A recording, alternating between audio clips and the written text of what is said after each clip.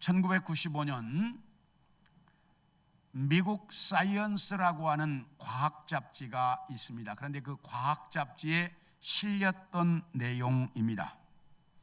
미국의 미드오션 호수라고 하는 호수가 있는데, 그 호수에는 수컷 물고기 한 마리가 수백 마리의 암컷 물고기를 거느리고 사는 물고기 떼가 있었습니다. 그런데 수컷은 딱 한 마리고 암컷은 수백 마리인 거예요. 그런데 이 수컷이 죽으면, 아무도 없는데 수컷이 어떻게 생기겠어요?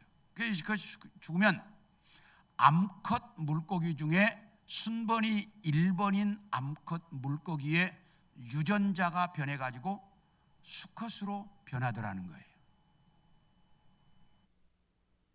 모두가, 과학자들이 깜짝 놀랐습니다. 여러분 한번 생각해 보세요. 수컷의 유전자가 변해서, 암컷의 유전자가 변해서 수컷이 된다? 다시 말하면 여자가 변해서 뭐가 된다는 거예요? 남자가 된다는 얘기인데, 이게 가능한 이야기냐고요. 어떻게 이럴 일이 있을까? 그것도 어떤 외부적인 도움이나 외부적인 충격에 전혀 없이 스스로 내가 수컷이 안 되면 우리 물고기 떼는 전멸한다라고 하는 그 간절함이 유전자를 변해서 수컷으로 만들더라는 거예요. 이 놀라운 사실이 현재도 진행되고 있습니다. 정말 놀라운 일입니다.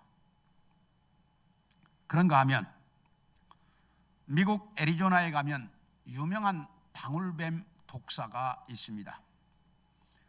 이 방울뱀 독사는 다람쥐를 주로 잡아먹고 사는데, 그 잡아먹는 방법이 재미있어요. 어떻게 잡냐면, 다람쥐가 나무 위에 집으로 쏙 들어가면 그 나무 밑에 와서 방울뱀이 방울 소리를 냅니다. 그러면 그 구멍으로 들어갔던 다람쥐가 어디서 나는 무슨 소린가 하고 이렇게 고개를 쑥 내밀어 본다는 거야. 그러면 그때 이 방울뱀이 눈을 어디를 치냐? 다람쥐의 눈을 딱 본다는 거예요. 그러면 다람쥐의 눈과 방울뱀의 눈이 딱 마주치면 그 순간 다람쥐는 겁을 집어먹어가지고 힘을 잃고 나무에서 힘없이 밑으로 떨어진다는 거예요. 그러면 떨어지면 방울뱀이 쫓아가서 이 다람쥐를 딱 뭅니다. 그러면 다람쥐의 독이, 이 독사의 독이 다람쥐 몸에 퍼지면 다람쥐는 금방 몸이 굳어져서 움직이지 못하기 때문에 독사의 먹이가 됩니다. 그런데 방울뱀이 분명히 딱 물었는데, 그런데 전혀 상관없이 펄펄 살아서 도망가는 다람쥐가 있더라는 거예요. 그러니까 학자들이 저런 게 있어? 그래가지고 투망을 던져가지고 이 다람쥐를 잡았습니다. 도대체 어떤 다람쥐냐? 그래서 보니까 암컷 다람쥐인데 새끼를 뵌 다람쥐더라는 거예요. 그래서 이게 도대체 어떻게 된 거냐라고 과학자들이 조사를 해보니까, 이게 보호 본능 때문에 방울뱀이 물어서 이 다람쥐에게 독이 들어오면, 다람쥐 몸에 독이 들어오면 그 즉시 다람쥐 몸에서는 방울뱀의 독을 해독할 수 있는 호르몬이 분출되어서 그 방울뱀의 독을 해독해버리고 전혀 문제없이 살더라는 거예요. 무엇을 보호하려고 하는, 새끼를 보호하려고 하는 그 어미의 간절함이 이런 호르몬을 만들어내더라는 거예요. 세상에는 이렇게 과학으로도 전혀 설명할 수 없는 일들이 우리 주변에서 다반사로 일어나고 있습니다. 그러므로 우리는 성경이 말씀하고 있는 하나님의 역사를 의심 없이 믿고 하나님을 의지하며 살아가야 되는데, 알량한 내 지식과 알량한 내 이성과 별로 그렇게 잘 알지도 못하는 과학적이라고 하는 말을 빌어서 하나님보다 이 논리나 이성을 더 신뢰하면서 사는 자들이 많이 있다는 거예요. 세상 사람들은 그럴 수 있는데 특별히 예수 믿는 사람들 중에도 이런 사람들이 많이 있어서 하나님의 말씀을 믿지 못하는 자가 많이 있더라는 거예요. 그런데 오늘 성경에 뭐라고 말하는구니? 너희는 의심하지 말아라, 이렇게 말씀하고 있습니다. 그래서 하나님은 왜 의심하지 말라고 말씀하실까? 오늘은 이것에 대한 말씀을 여러분들과 같이 좀 나누려고 합니다. 첫째, 따라합시다. 하나님의 말씀을 의심하지 말라. 우리 함께 6절을 봅니다. 시작. 오직 믿음으로 구하고 조금도 의심하지 말라. 의심하는 자는 마치 바람에 밀려 요동하는 바닷물결 같다. 여기 뭐라고? 너희 중에 누가 지혜가 부족하거든 지혜의 근본이신 하나님께 구해라. 그러면 하나님께서 너희에게 주실 것인데, 너희는 하나님께 구할 때마다 조금도 의심하지 말고 믿고 구해라. 만약에 의심하는 자는 바람에 밀려 흔들리는 바닷물결 같으니 절대로 하나님께 받을 수가 없다. 딱 이렇게 말씀하고 있습니다. 그러므로 우리는 절대로 하나님의 말씀을 의심하지 말아야 합니다. 우리 창세기 2장 16, 17절을 봅니다. 시작. 여호와 하나님이 그 사람에게 명하여 이르시되 동산 각종 나무의 열매는 네가 임으로 먹되 선악을 알게 하는 나무의 열매는 먹지 말라. 네가 먹는 날에는 반드시 죽으리라 하시니라. 이 말씀은 여러분들이 너무나 잘 아는 말씀입니다. 하나님께서 아담을 창조하시고 에덴 동산을 만들어서 그 에덴 동산 안에서 살도록 하시고 나서, 아담아, 너는 이 에덴 동산의 땅을 경작하고 지켜라. 그리고 이 동산에 있는 모든 나무의 실과는 네 마음대로 다 따먹을 수 있지만 동산 중앙에 있는 선악을 알게 하는 나무 선악과는 따먹지 말아라. 그걸 따먹는 날에는 너는 반드시 죽을 것이다 라고 하나님께서 말씀하셨습니다. 그리고 나서 하나님이 하와를 창조하셔서 아담과 하와가 에덴 동산에서 하나님과 함께 행복하게 살고 있었습니다. 그런데 그때 에덴 동산에는 무슨 나무도 있었습니까? 예? 무슨 나무? 생명나무도 있었습니다. 그런데 하나님이 생명나무를 따먹지 말라고 하셨습니까? 안 하셨습니까? 왜 대답이 없어요? 하셨어요? 안 하셨어요? 안 하셨습니다. 하나님이 생명나무 열매는 따먹지 말라는 말씀을 안 하셨어요. 그러니까 만약에 아담과 하와가 생명나무 열매를 먼저 따먹었더라면 인간은 뭐 했어? 영생하게 되죠. 아담과 하와가 생명나무 열매를 먼저 따먹었더라면 그는 영생할 수 있게 되었어요, 인간들은. 그런데 아담과 하와가 선악과를 먼저 따먹음으로 범죄하자 하나님께서 아담과 하와를 에덴 동산에 내어 쫓고 그 생명나무 열매를 못 따먹도록 지켜버렸어요. 그래서 인간은 죽게 된 거예요. 그러므로 우리가 죽게 된 건 누구 때문이다? 아니, 확실하게 누구 때문이에요? 아담과 하와 때문입니다. 이제 만약에 천국 가고 아담과 하와가 천국에 있을지 없을지는 모르지만, 우리는 확실하게 모르니까 만약에 천국에 있다면 한번 따져봐요. 왜 생명나무를 왜 안 따먹었냐고. 그래서 이제 이렇게 해서 이제 인간은 죽게 되었습니다. 그런데 다 같이 창세기 3장 4절과 5절을 읽겠습니다. 시작.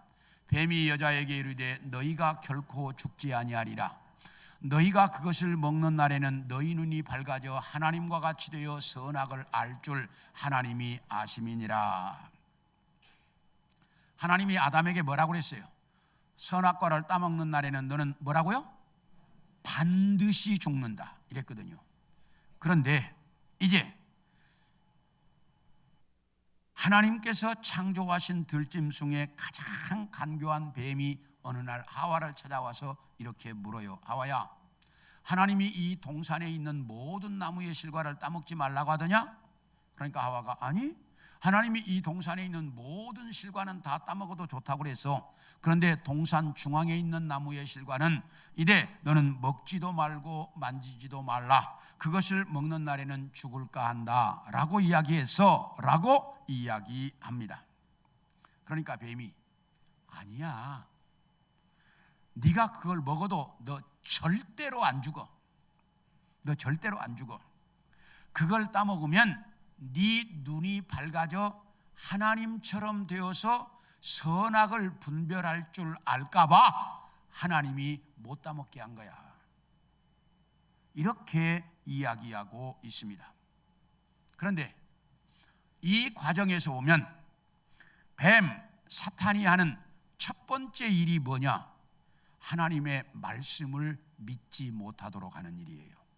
첫 번째 하는 일이, 분명히 하나님이 아담에게 뭐라고 그랬어요? 네가 그것을 먹는 날에는 뭐라고요? 반드시 죽는다 그랬는데 뱀이 뭐라고 그래요? 먹어도 너 절대로 안 죽어, 딱 이렇게 말한다. 누구의 말을 완전히 부정하는 거예요? 하나님의 말씀을 완전히 부정하고 있습니다. 사탄이 하는 첫 번째 일이 뭐냐? 하나님의 말씀을 부정하는 거예요. 오늘날 이 땅에 나타난 이단들이 특징이 뭐냐? 하나님의 말씀을 지 맘대로 바꾼다는 거예요. 그게 이단들의 특징이에요. 그러므로 우리는 이단이 하는 것은 하나님의 말씀이 교묘하게 바꾸거든요. 그걸 보면 금방 알아야 돼. 그리고 또 문제는 우리 자신도 우리 형편에 맞도록 하나님의 말씀을 자기 마음대로 바꾼다는 거예요. 갖다가 붙이는 거야. 이거 갖다 붙이고 이거 갖다 붙이고. 그런데 제가 여러 번 말씀을 드렸습니다. 말씀은 곧 뭐라고요? 하나님이다. 그러므로 하나님을 자기 마음대로 이렇게 갖다 붙이고 저렇게 갖다 붙이면 돼요, 안 돼요? 안 된다는 거예요. 말씀은 언제나 말씀 그대로를 믿고 그 말씀대로 순종할 줄 알아야 합니다. 그런데 사탄은 하나님의 말씀을 자기 마음대로 바꾸어서 그 말씀을 믿지 못하게 하는 거야. 이게 사탄이 하는 첫 번째 일이고, 두 번째는 하와에게 뭐라고 했어요? 네가 그걸 따먹으면 어떻게 된다? 하나님처럼 된다, 이렇게 말합니다. 누구처럼 된다고요? 하나님처럼 된다.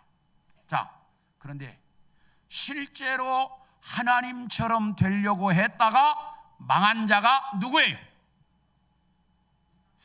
참 이렇게 이야기하면 우리 성도들이 다 헷갈려.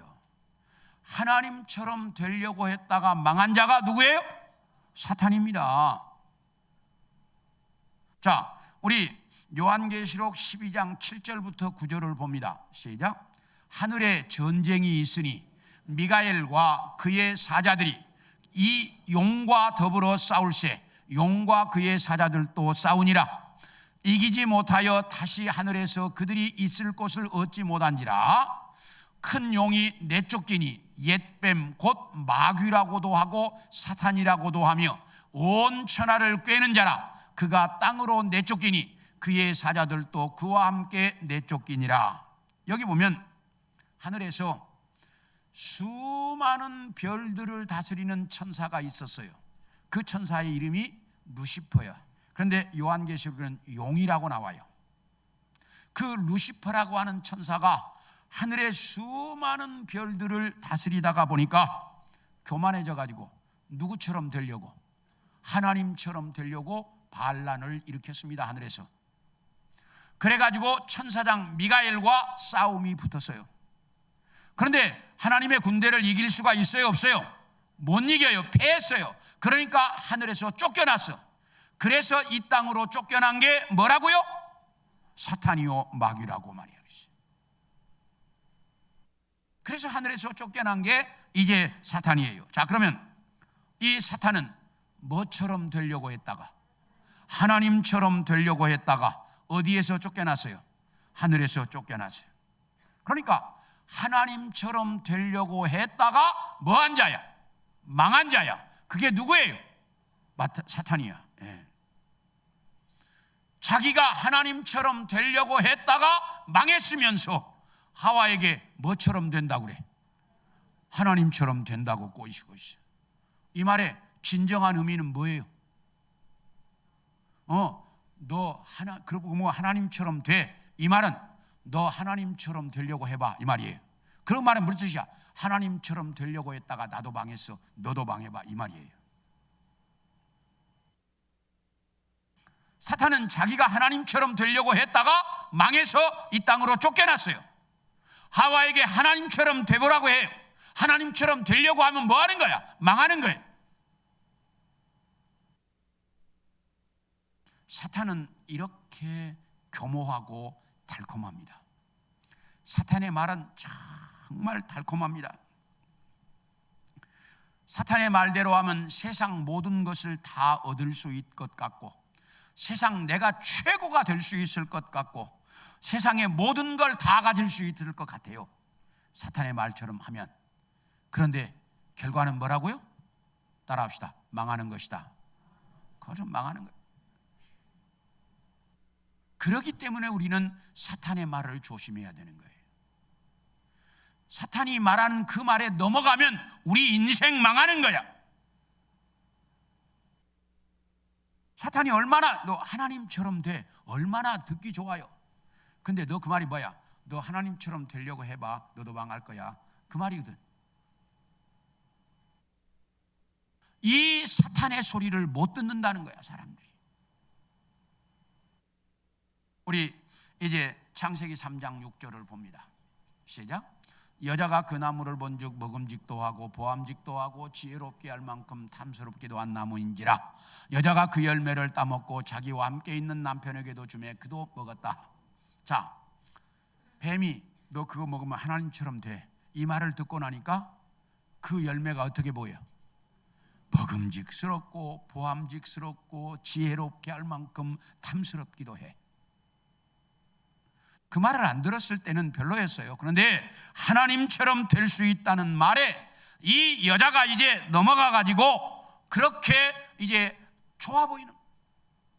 그러니까 야, 저거 먹으면 진짜 하나님처럼 될 수 있을까? 딱 이래 가지고 그걸 따먹었어요. 이걸 보면 의심의 씨앗은 누가 심어주는 겁니까? 정확히 의심의 씨앗은 누가 심었는 거예요? 사탄이 심어주는 것입니다. 그런데 이 의심의 씨앗은 한 번 심겨지면 쉽게 없어지지 않아요. 한 번 의심하기 시작하면 계속 꼬리를 말고 의심해. 그래요, 안 그래요? 세상에서 그래요. 해보세요. 한 번 의심이 가면 하는 짓마다 다 의심스러워. 그래서 우리는 하나님께서 의심하지 말아라 이렇게 말씀하시는 거예요.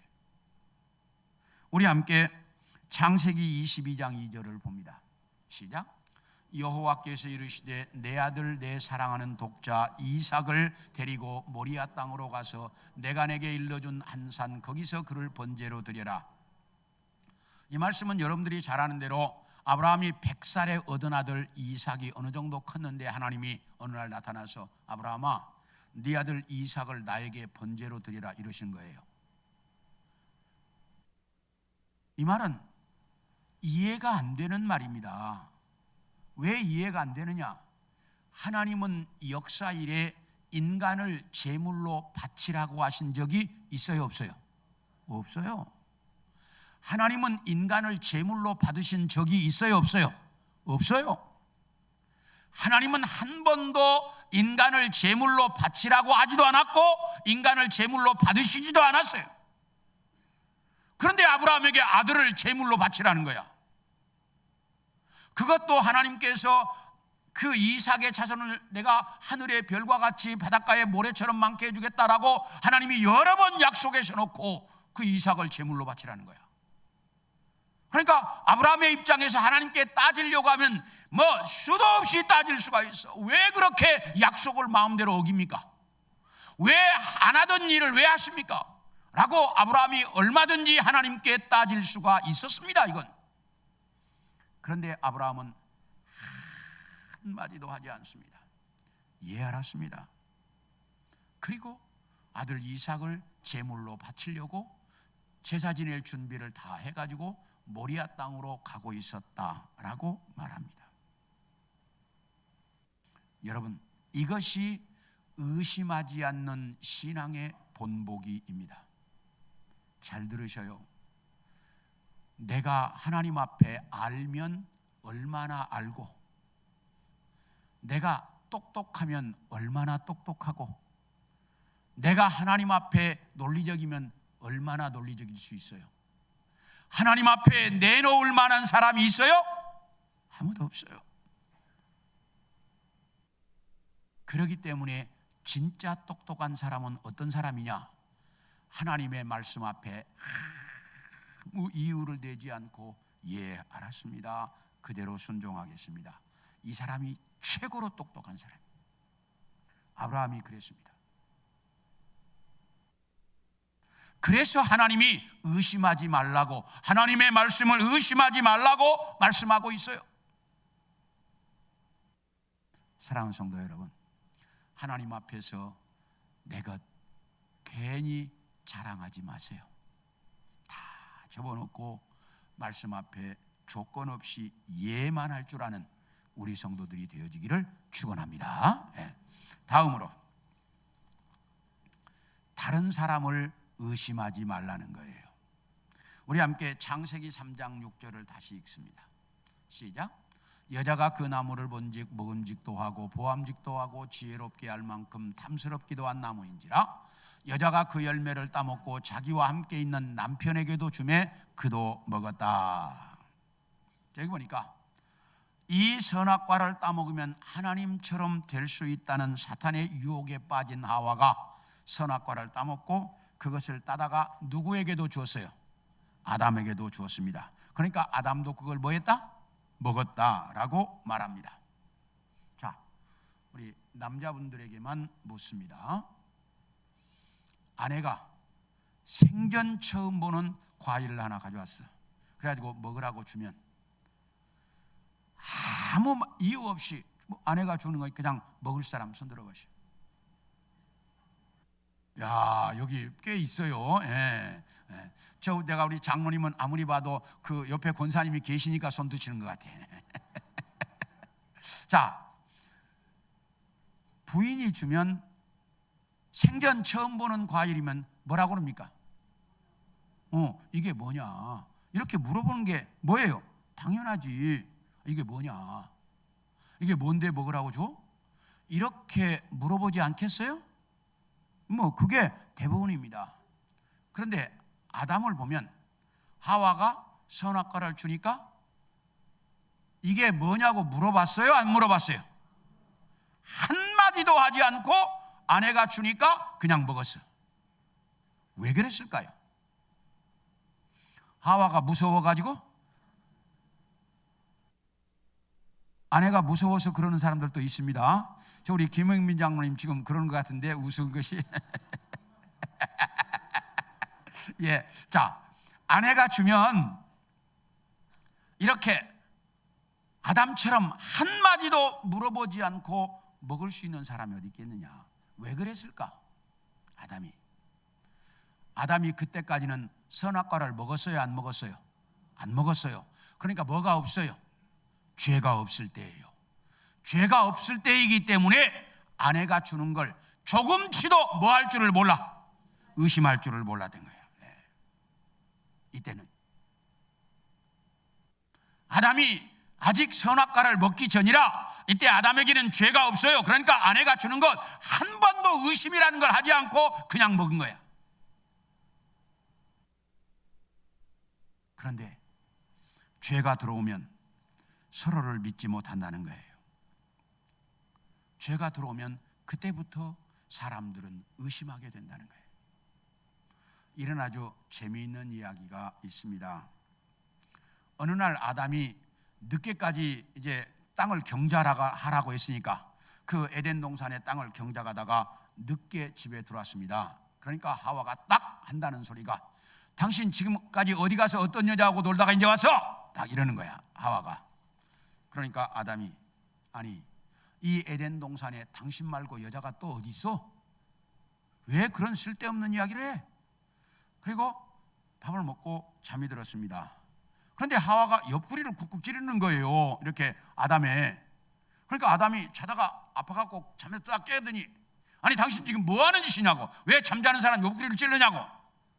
당신 조용히 가만히 있어, 하와가. 그러더니 내가 지금 당신 갈비뼈 세고 있는 중이야, 이러더라. 갈비뼈를 왜 세겠어요? 예, 하와도 갈비뼈 빼갖고 여자 하나 만들었잖아. 그러니까 갈비 하나 더 빼갖고 다른 여자 만들었을까 봐서 세고 있더라는 거야. 예.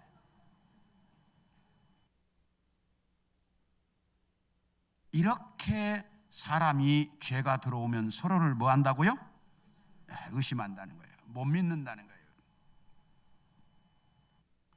그렇기 때문에 우리는 정말 서로를 신뢰할 수 있어야 돼요.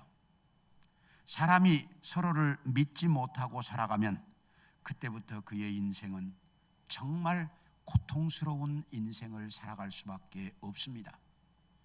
우리 창세기 50장 17절을 보겠습니다. 시작. 너희는 이같이 요셉에게 이르라.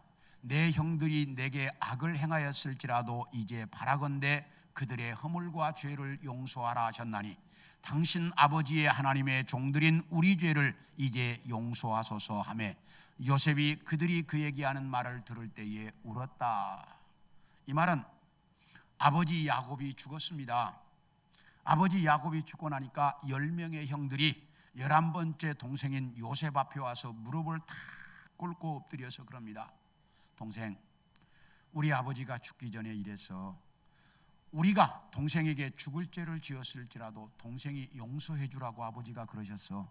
그러니 아버지 말씀을 듣고 우리를 용서해 달라고 무릎을 꿇고 11번째 동생인 요셉에게 사죄하고 있는 내용입니다.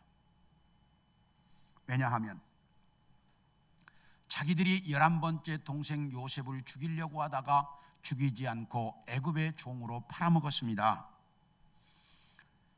그 동생을 팔아먹고 난 이후에도 아마 동생에 대한 미안함이 그들에게는 늘 있었을 거예요. 그런데 어느 날 양식을 사러 애굽에 내려갔다가 애굽의 총리가 되어서 양식을 주관하고 있는 자기 동생을 만납니다. 이 동생을 만나는 순간부터 이 형들은 지옥이었습니다. 그때 요셉이 형들에게 이야기합니다. 형님들, 나를 이 땅에 팔았다고 걱정하지 마시오. 형들이 나를 이 땅에 판 게 아니고 하나님이 우리 가족을 살리려고 나를, 형들을 이용해서 먼저 이 애굽 땅에 보낸 것뿐입니다. 그러니 형들은 조금치도 걱정하지 마세요 라고 요셉이 여러 번 이야기했지만 이 형들은 좌불안석이었습니다. 동생 팔아먹은 것 때문에. 그런데 그가 애굽의 총리라고 하는 어마어마한 권력을 가지고 있으니 그가 마음만 먹으면 자기들이야 뭐 깜박할 사이에 죽여도 아무 상관이 없을 정도니 이 형들이 도대체 마음 붙이고 살 수가 없습니다. 그런데 거기다가 아버지 야곱이 죽었습니다. 아버지가 있을 때는 그래도 아버지 봐서 자기들 건들지 않을 줄 알았는데 아버지가 죽었습니다. 그러니까 이 형들이 이 요셉 앞에 와서 무릎을 꿇고 통사정을 하는 거예요. 왜? 요셉의 말을 못 믿으니까. 요셉이 분명히 그랬잖아. 형들 걱정하지 마시오. 형들이 나를 이 땅에 판 게 아니고 하나님이 형들을 위해서 이용해서 나를 먼저 이 땅에 보낸 것뿐이다. 그러니 전혀 염려하지 말아라. 아무리 그렇게 이야기하지만 이 요셉의 말을 믿지 못하는 형들은 그 많은 세월 동안 수십 년을 좌불안석으로 살았습니다. 왜? 동생의 말을 못 믿으니까. 여러분, 부부가 서로 믿지 못하면 그때부터 그 가정은 지옥입니다. 회사의 사장과 직원들이 서로 못 믿으면 그때부터 그 회사는 지옥입니다. 내가 내 친구의 말을 믿지 못하고 살면 그때부터 그는 외로운 인생을 살 수밖에 없습니다. 우리는 이 땅에서 서로가 서로를 신뢰하고 믿으며 살 수 있어야 합니다.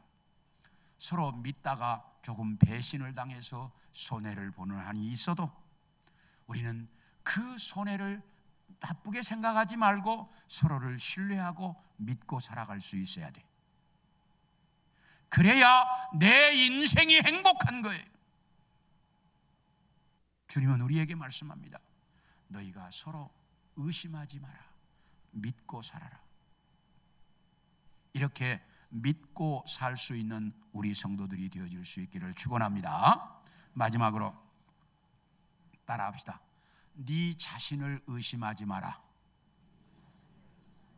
예, 우리 8절을 봅니다. 시작. 두 마음을 품어 모든 일에 정함이 없는 자로다.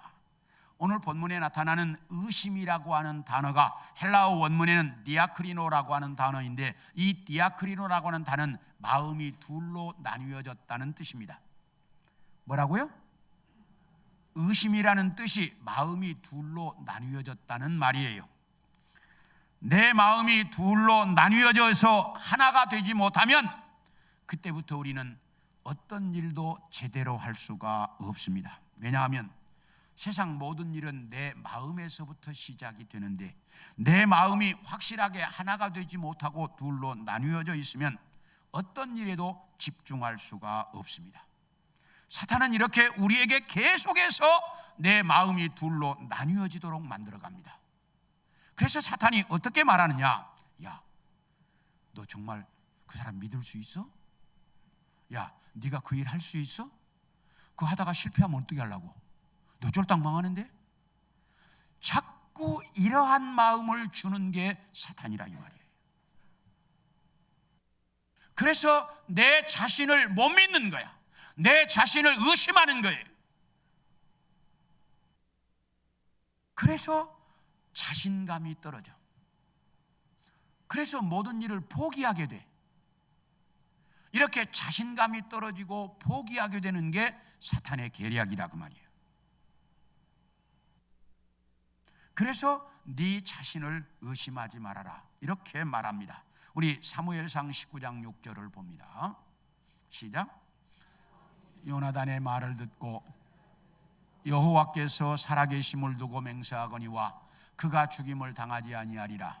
이 말이 무슨 말이냐면, 사울 임금이 다윗을 죽이려고 합니다. 그러니까 요나단이 와가지고, 아버지 왜 죄 없는 사람을 죽이려고 합니까? 그가 죽임당할 만한 일이 뭘 했습니까? 그러니까 사울 임금이 듣고 보더니 그래? 그럼 안 죽이겠다. 그래가지고 안 죽인다고 합니다. 그러니까 다윗이 다시 들어왔습니다. 왕궁에서 평상시처럼 살아갑니다. 그런데 조금 있다 또 죽이려고 합니다.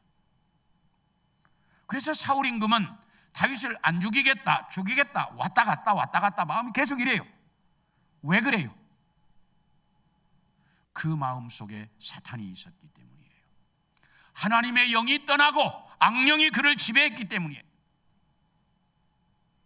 그러니까 마음이 정함이 없어요. 계속 흔들리는 거야. 내 자신을 못 믿는 거예요. 왜? 사탄이 그렇게 만들어가니까.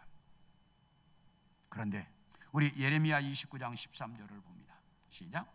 너희가 온 마음으로 나를 구하면 나를 찾을 것이요 나를 만나리라. 여기 왜? 온 마음이 하나된 마음이라는 뜻입니다. 하나된 마음으로 나를 구하면 나를 찾고 나를 만날 수 있다라고 하나님께서 말씀하고 있습니다. 그러므로 우리는 하나된 마음으로 하나님을 구하고, 하나된 마음으로 이 세상에서 내가 맡겨진 일들을 감당할 수가 있어야 한다는 거예요. 마음이 둘로 나누어지면 우리는 절대로 하나님 만날 수도 없고, 그리고 이 세상에서 성공적인 인생을 살아갈 수도 없습니다. 그러므로 의심하지 않는, 나누어지지 않는 하나된 마음으로 살아가는 우리 성도들이 되기를 축원합니다. 세상 사람들도 뭐라고 그래요? 야, 할 수 있다, 해보자 이러잖아. 세상 사람들도. 그게 하나된 마음을 가자는 얘기거든. 그러니 우리 예수 믿는 사람들은 당연하게 이 마음이 나누어지지 않고 한 마음으로 살 수 있어야 된다 그 말이에요. 그래야 내가 하나님의 구한 것을 받을 수 있고 이 세상에서 내가 성공적인 인생을 살 수 있다라고 말합니다. 그래서 너희는 네 자신을 스스로 의심하지 말고 네 자신을 믿어라, 이렇게 가르치고 있습니다. 사랑하는 성도 여러분, 내 스스로가 내 자신을 믿고 의심하지 말고 다른 사람 의심하지 말고 하나님의 말씀을 의심하지 않고 살아가는 여러분 모두가 되기를 소원합니다. 우리는 그래야 이 땅에서 하나님께 구한 걸 받을 수 있고 그리고 내가 성공적인 인생을 살아갈 수가 있습니다. 이렇게 살아가는 여러분 모두가 되어질 수 있기를 축원합니다.